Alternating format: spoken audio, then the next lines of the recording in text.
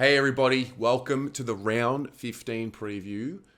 It's Carlton and Fremantle, Saturday afternoon, 1:45 at Marvel Stadium.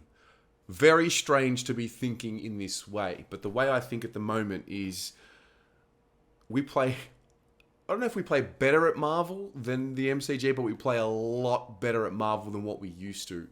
And in many respects, Marvel suits the way we play a bit more than what it probably ever has with this group, in my experience anyway.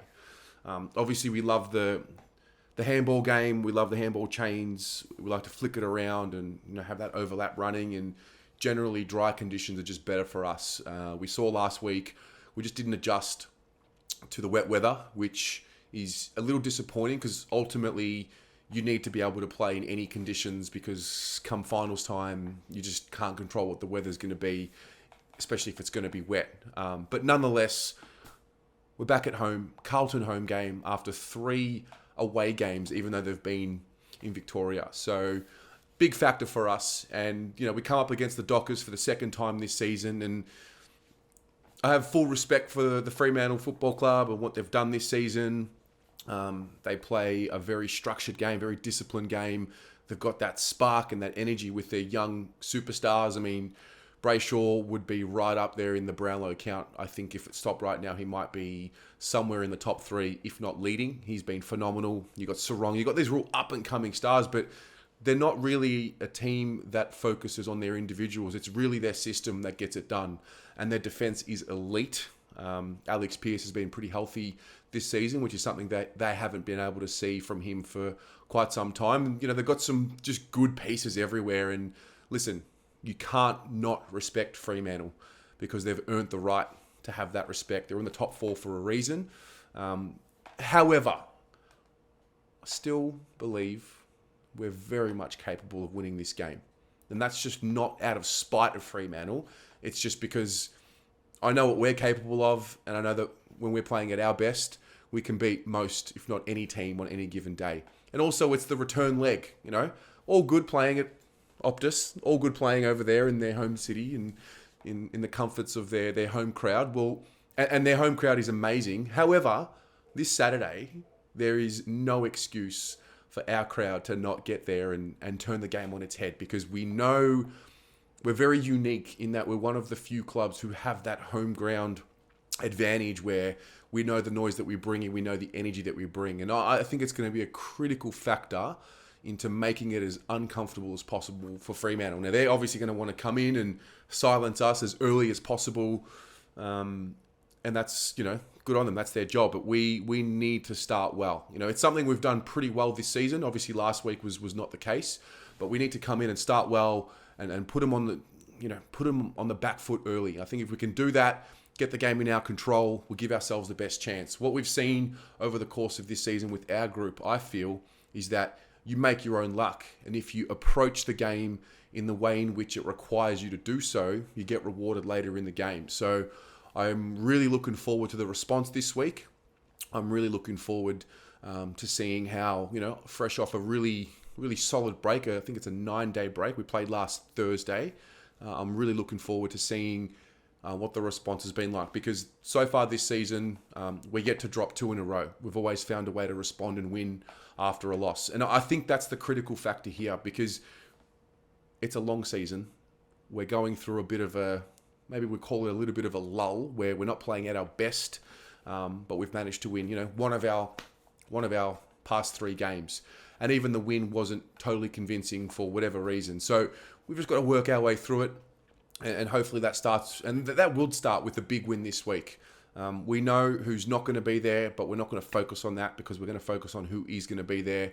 It looks like maybe they bring in Brodie Kemp to play that second key defensive post. There's been a bit of chat around Jack Silvani maybe going back. I think that's a bit of a sentimental thing. And in essence, it makes sense because Jack can do anything and Jack would do anything for the team upon request. But look, for me, it starts at the source. And that's what's happened for the majority of this season. We've established ourselves early in the year as a real dominant clearance team, contested ball-winning team, and, to the point where, we've been almost labelled as one-dimensional. Then we figured out other ways to win as the season went on. But This week, I feel it's critical to get back to our clearance best, contested possession best, and ball winning best.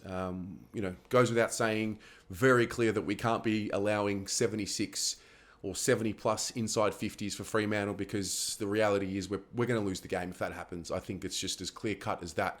So that means we need to be able to put ourselves back in the hunt mentality. I feel like there have been elements of the last few weeks where the opposition that we've come up against have hunted us, and I'd like us to go and hunt them. And I think I mentioned this last time we played Fremantle, in that, we've got our core group that are there.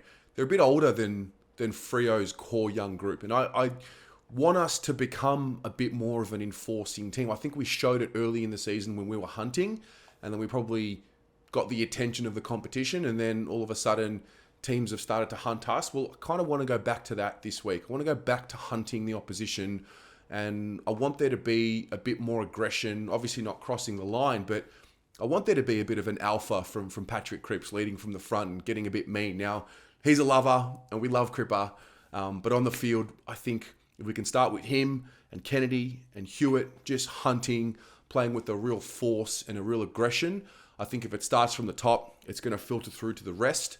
And I think that's going to be one of the most important mental aspects of how we approach this week. Well, that's what I'm thinking anyway. I've got faith in our system. I've got faith in the players that are going to be there. I think we just need to get back to that mentality that we were showing early in the year. We've won 9 games, and for many people, that's already a big tick on the season. And it is, but we're not here to win 9 games. We're not here to win 10. We're here to play finals football, and we're here to win a premiership. That's ultimately what this is all about. And this season is starting to really open up, it seems, because you've got teams at the very top who are starting to show some signs of, I don't know if you call it weakness or, little fractures and little cracks, things that just happen throughout the course of a year. So, we really need to make sure we can bank wins where we put ourselves in the position to do so. So I'm excited. Now, from Freo's point of view, I think Blake Acres is going to miss. He's been really good for them this season. Heath Chapman is still out. I rate him very highly in their scheme. Switkowski is another one. Very handy player for us, for them to be missing from our point of view. And then, from our point of view, we just spoke a little bit about Brodie Kemp. I'm scrolling quite a bit in this injury list. Unfortunately, I think it looks like Chera won't play, which is really disappointing. Would love for him to be there against his old side. It looks like, a Brodie Kemp. Now, Jack Martin, not sure where he's at. He obviously was out late in the game last week. He's had a pretty significant break to get up for this game, and we need him in the team.